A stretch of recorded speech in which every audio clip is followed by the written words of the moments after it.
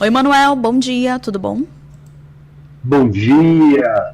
Olha, parabéns pela tua data de ontem, né? Eu queria hoje estar aí pessoalmente para lhe dar um abraço e lhe desejar muita paz. Que Ah, que... bom dia a todos os ouvintes, aos nossos amigos aí do estúdio e todo mundo que nos segue pelo YouTube e pela rádio. Obrigada pela lembrança, viu, Manuel? É estranho que você não está hoje presencialmente com a gente, mas não importa que ainda assim você se faz presente. E hoje a gente vai inclusive falar sobre uma das mudanças, né, para o trânsito em 2026. A gente tem agora a exigência de placa e também habilitação desde o dia 1º de janeiro para ciclomotores elétricos.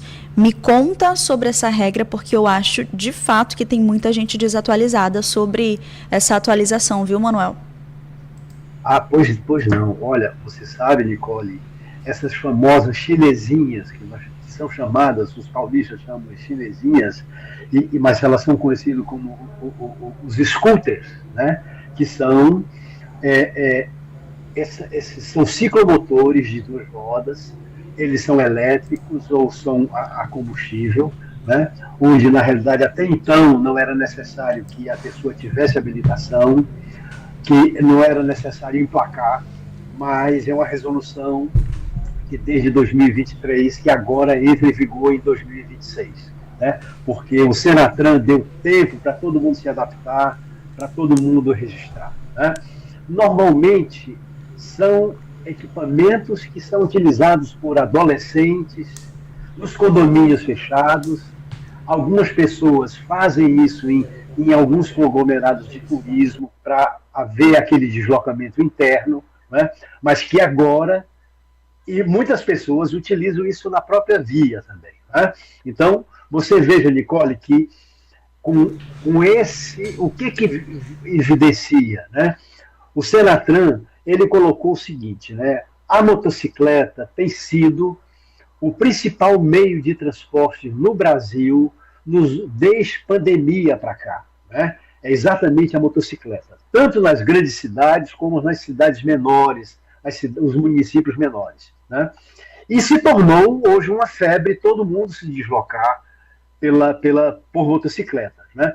Então, agora está dando mais um motivo para que os DETRANs, para que os órgãos executivos de trânsito possam fiscalizar a circulação, o emplacamento, a venda, a utilização desses aparelhos, desses meios de transportes que são baratos, que são econômicos, que são práticos, mas que devem ter o cuidado da pessoa ter habilitação. Deve ter o cuidado para que as pessoas possam regularizar. Então, é uma novidade boa que está visando a segurança viária e a segurança das pessoas, viu, Nicole? É uma boa novidade. Aí a gente volta na conversa que a gente teve, inclusive, na semana passada, né? Em relação a, em 2025, a gente teve uma queda no número de acidentes fatais, se eu não estou enganada, me corrija caso sim, em Manaus, e é aquela coisa, há o que se comemorar? Não há, porque enquanto a gente continuar tendo pessoas morrendo no trânsito, a gente precisa continuar pensando sobre como que esse número pode se tornar irrisório. Por outro lado, a gente tem então uma medida que pode favorecer esse cenário mais uma vez, com uma felicidade, e aí eu fico pensando só se a fiscalização aqui em Manaus está preparada para fazer essa diferença entre bicicletas elétricas, patinetes, ciclomotores. O que você me diria sobre isso? Ô, Nicole, infelizmente a nossa fiscalização ela não atua como todos nós esperávamos que atuasse, como toda a população requer que atuasse, né? Então, esse é um ponto fundamental, né? A legislação aí, nossa legislação, Nicole, ela é muito atualizada, ela é muito moderna, ela sempre teve muito atuante. O grande problema é como materializar essa nossa fiscalização. O quanto é difícil se fiscalizar, por exemplo, o emplacamento desses equipamentos de transporte, por exemplo, no interior do estado, né? Como é difícil se fazer na região norte, na região nordeste, né? É fácil se fazer isso no sul maravilha, no centro-oeste, né? Aqui, no nordeste, no norte, é muito difícil porque a estrutura governamental de fiscalização ela é muito precária. Nicole, você veja que a resolução de acesso à habilitação. Até hoje não está funcionando direitinho aquilo que era para estar funcionando lá no início de dezembro, de acesso à habilitação. Né? Você veja, isso é um serviço de prestação, uma prestação de serviço. Você imagina, é exatamente o processo de fiscalização. E você lembra muito bem, quando eu estava vendo os resultados que o Detran fez nesse final de semana, ele enumerou o quanto de infrações foram lavradas, como o uso indevido de veículos, a falta de equipamentos obrigatórios, a falta de documentação, a não habilitação de condutores, as infrações de comportamento no trânsito foram muitas. Né? Mas, Nicole, você veja de que isso é uma atividade em determinada área da cidade. É necessário que a gente crie a cultura de fiscalizar para melhorar a segurança, para que as pessoas se sintam protegidas pelo Estado, sintam cuidadas pelo Estado, não vigiadas. Né? Então, esse é o fato de que é uma legislação atual. Por exemplo, sabe, Nicole, hoje a gente entra no shopping, aí o shopping, olha, compre a sua scooter, tá lá, R$5.000, você vai poder usar, né? Ou seja, agora é necessário que passar por um processo de habilitação, emplacar.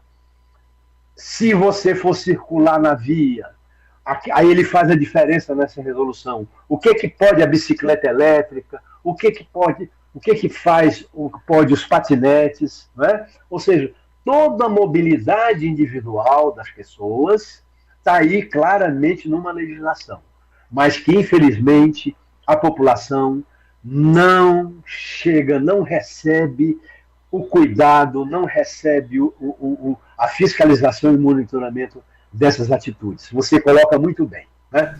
Nós precisamos mudar o parâmetro de segurança viária. Esse parâmetro é simples, viu? É muito claro. Os nossos números de pessoas que se machucam estão elevados, os nossos números de pessoas que morrem estão elevados, os nossos números de acidentes estão elevados, seja por qual for o modal. Ou bicicleta elétrica, ou scooter, ou o pedestre andando na rua. Você veja, Nicole, esse final de semana, muitas pessoas se machucaram nos ônibus. Né? 11 pessoas se machucaram nos ônibus, no transporte coletivo. Isso é um sinal de alerta, que nós precisamos estar atentos. Nós não podemos minimizar esses fatos que servem de exemplos para que a gente tenha cuidado de como é que nós estamos gerenciando a operação do sistema viário, como nós estamos acompanhando o comportamento do mau motorista, como nós estamos gerenciando, administrar a mobilidade das pessoas, não tipo gado, mas elas com segurança viária. Nicole. Me chama a atenção essa sua fala, que eu vou até repetir aqui para tomar como gancho para uma outra dúvida que eu tenho sobre essa nova regra, né? Você disse que o condutor ele precisa se sentir, em certo sentido, resguardado, cuidado pelo Estado e não vigiado. E aí, com essa nova regra, que abrange os ciclomotores para exigência de habilitação e, portanto, de placa, como que a gente tem uma garantia, né, que vai existir uma convivência segura e possível entre os ciclomotores, as motos, os pedestres? E aí, quando a gente pensa nisso, eu imagino que a gente olha para a segurança, mas não só, também para uma infraestrutura, claro, olhando para uma realidade de Manaus, que é o que nos interessa.